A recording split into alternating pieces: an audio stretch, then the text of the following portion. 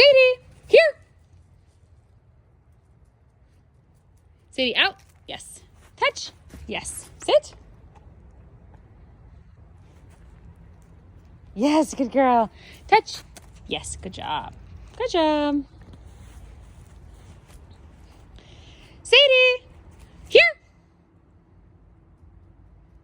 Yes. Sit. Look. Yes, good girl. Good job.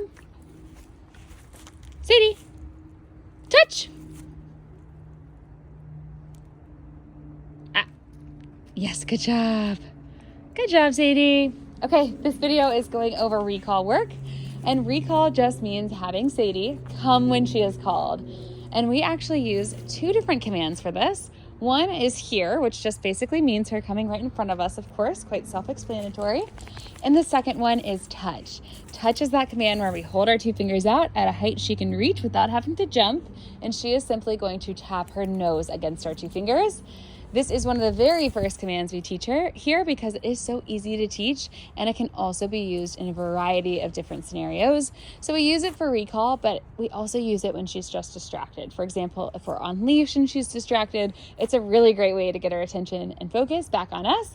And again, it's so easy to teach. Here's how we do it. We take a treat, we fold it up within our hand, we stick our hand out, they go to sniff the treat, we mark yes, we release it. So easy. But it does give them a lot of motivation to actually follow through with the command, and then of course recall back to us when we are using it in a recall scenario. Now, this is what I consider to be the most important skill in terms of safety, so I really want to make sure that at home you're practicing as much as possible. She's been doing really well, even at a distance. There is a farm that is right by Meredith's house, and the person who owns it is friends with her and lets her take the pups there, so she's gotten to practice with quite a bit of distance, but very important just to follow through at home and make sure it stays consistent. So the first way I want you to reinforce recall is just doing what I call random recall. And what you're going to do is just a few times a day, whenever she's at a distance from you, you're just going to recall her over. Sadie, here. Yes, good girl. Sit. Yes. Look. Yes, good girl. Okay, Sadie, face. Yes. Sit. Yes, good girl. Look. Yes. Good job. So basically, you're going to recall her over. You can use here for this, or you can use touch. And then I want you to stack other commands on top. And that part is really important, because one thing we see with a lot of dogs that even have really phenomenal, reliable recall is sometimes they see it more like checking a box. And if our dog is getting into something they shouldn't, or maybe we spot something hazardous in the back of our yard, for example, God forbid, you see what you think is a snake wiggling in the grass. What we want to do is recall her back as quickly as possible. But if she sees it as checking a box, even if she has super reliable recall, and that thing is going to be super exciting and interesting, she's going to come to you, but then she's going to dart right back to whatever the hazard is. And we do not want that. We want to make sure that when we recall our dog, they see it as, oh, I'm coming, and then I'm locked in and I'm focused and ready for what comes next.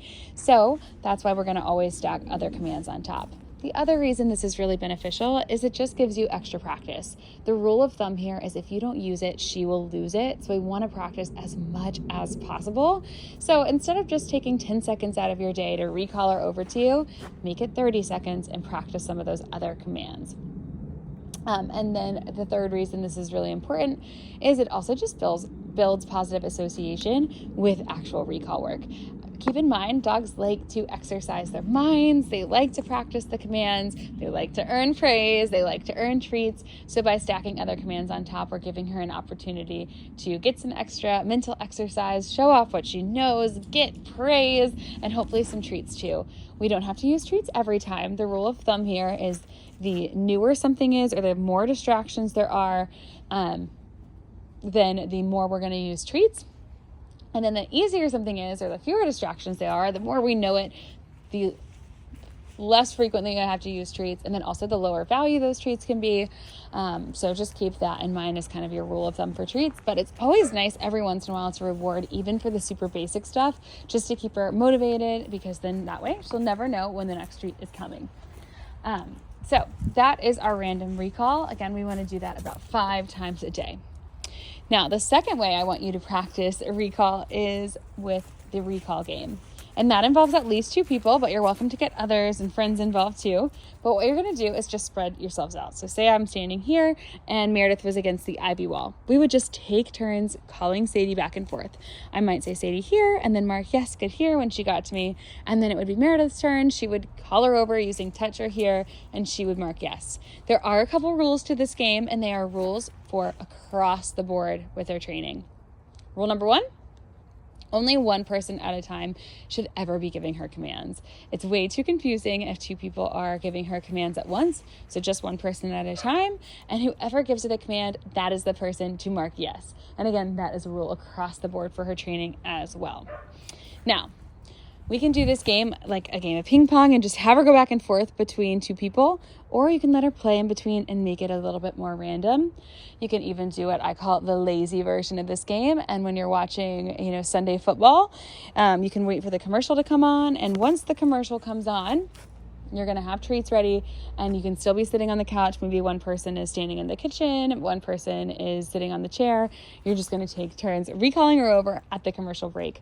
I do this a lot when we have friends over, especially during football season. I don't care so much about football. So I'm usually working with the dog while the game is on. We're practicing plays, we're practicing, calm greetings, whatever the case may be. But then when it's commercial break, I will pass out treats to everyone and they will practice. This is also great for socialization and building trust. So the more people you can get involved in this, the better. Now, I would not recommend having her do this like tomorrow. If you're watching this the day of graduation on the 19th, don't do the Sunday night football thing with a bunch of friends tomorrow. Wait for a few days. Just make sure she is got everything locked in at home and she understands everything still applies from training. That part is super important. Okay, and the third way I want you to practice is with distractions. So say you're by yourself and you're doing distraction work. We're going to do this just how we do the leave it command. And basically you're going to take a toy that she likes but doesn't love. We want it to be kind of low value. The balls from the ball pit really fit that bill. There are tons of them. Now, granted, Sadie has not been with me. This is Jamie speaking. She's been with Meredith, so she doesn't really know all of these ball pit balls here, but just something like that where it's not quite as exciting. And we're just going to toss it out. Sadie, here. It's okay if she grabs it. It's not a big deal. Sadie.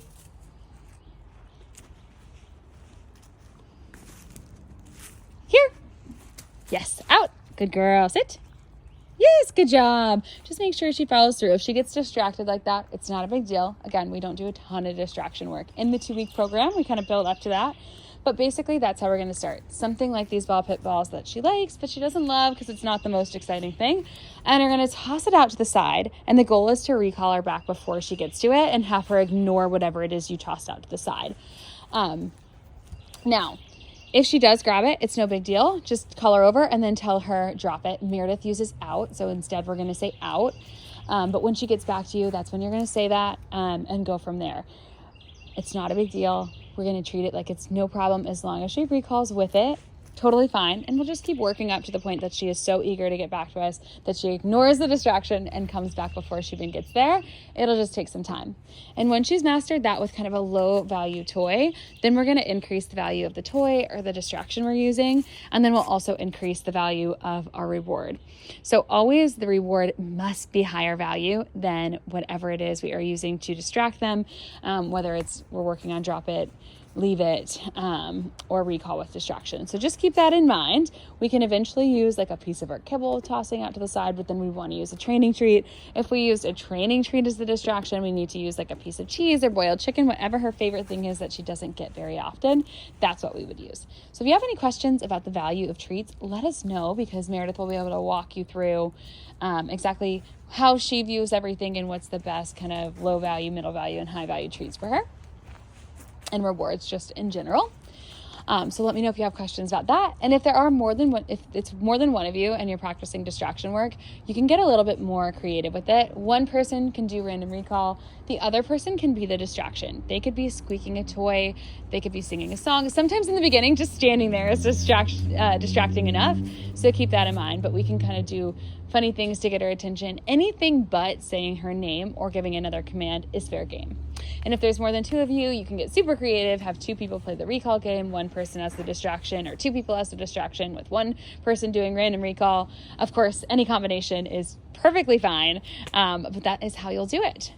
Now, the last part of this video is just a quick little safety spiel. We do not do off-leash training here at Puppy Preparatory. We are strictly positive reinforcement only, and I say most, but I really think it's all off-leash programs utilize a shock collar because it's a way to communicate at a distance. It is impossible to prepare for every scenario in training. Personally, I'm not a fan of off-leash work. I don't think the risk is not worth the reward. In my opinion, it is illegal to have dogs off-leash in most city limits. But even for our avid hikers, it's just important to keep in mind that, you might come across something like a fox or, God forbid, a bear for the first time. You can't practice for that in any level of training unless it just happens to occur. But there's always going to be some new experience, and that's where the e-collars come in, a way to communicate at a distance. So I say that all to say we've done a lot of recall work. She's done some distance recall work. We've started getting into some distractions with recall, but if, God forbid, she ever gets out of the house, ever gets loose, it's going to be a brand new experience. It is not something we train for here. We want to have preventative measures in place. We want the recall to be solid so that if she does get out, she knows what to do to come back to you. But just keep in mind, if she doesn't respond to touch or hear, it's because we haven't practiced. So I just like to give people safety tips at the end of the recall video so you're prepared for a worst case scenario, because you can be the most responsible dog owner in the world and accidents still happen, mistakes still happen. Maybe someone comes over, a maintenance person, and they forget to latch the back gate. It's possible. So we want to be as careful as we can be, but God forbid something happen. I want you to be prepared. First rule, stay as calm as possible. It is so hard, I understand, but do your very best to stay calm. And then you're going to ask her to do hear or touch just like you normally would without a bunch of panic, because she's already in a very excited state at this point. So we're going to say hear or we're going to say touch really casually. Sometimes it works if you just walk towards the door and you say hear, and that can help. And sometimes positioning your body language just so you're a little bit facing away can also help. So that's what you're going to try first. If that doesn't work, what I want you to do is I want you to plop to the ground really suddenly. I want you to sit or lay down or run in the opposite direction. The worst thing you can typically do in these scenarios is chase your dog, because might be fearful, and then they're going to run further, even from their owners. That can happen. It's a surprising fact for some, but even a scared dog isn't necessarily always going to run towards their owner when they're loose. So do not chase. The other reason we don't want to chase is if she just sees it as a big game and adventure, she's going to think that you are playing with her. That is how dogs play often. They chase each other. So instead, we want to run the opposite direction. She'll still think it's a game in that scenario, but at least you're leading the game, and you can run back into the backyard or back into the house and away from traffic, of course. So just like to go over that just because, like I said, first, you can be the most responsible dog owner in the world, and mistakes still happen. And I've heard of it far too often that people, chase their dog and then they get further away. So we just want to make sure that we're prepared. A lot of that is just my animal welfare background creeping in. I still volunteer at the ACC, so I see a lot of lost dogs and talk to a lot of people. Oftentimes they are dogs that were chased when they got out. So just be really, really careful, but stay as calm as you can. And if you have any questions about that, don't hesitate to reach out. But best thing you can do is practice on recall. You can get a long line. They make 100-foot leashes that you can use to do recall in a park or in different new environments, and that always helps as well. So she's done great with it. I'm very excited to hear all about how she does at home, and we are here for you if you need anything.